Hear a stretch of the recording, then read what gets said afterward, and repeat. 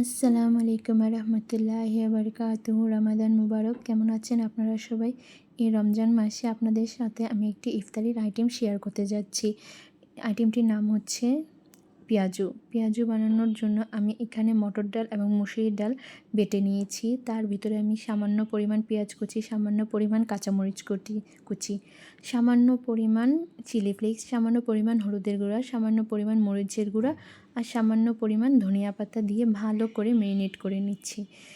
হালকা ম্যারিনেট করার পর সামান্য পরিমাণ আমি এখানে চিনি মিক্স করব, যাতে জিনিসটা খেতে খুবই সুইট লাগে। আর চিনি দিলে স্বাদটা আরও আগের তুলনায় বেড়ে যায়।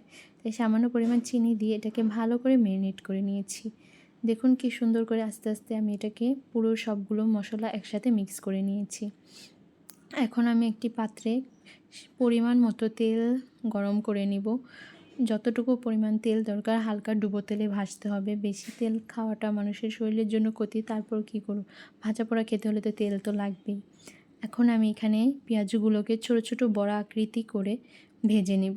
দেখুন একটার পর একটা আমি এরকম করে ছোট ছোট গোল করে গরম তেলের ভিতরে ছেড়ে দিব। তেলটা গরম করার পরেই আমি এই পেঁয়াজগুলোকে ভাজতে হবে একটা একটা করে। এই পেঁয়াজু আপনারা প্রত্যেক দিন ইফতারির টাইমে খেতে পারেন।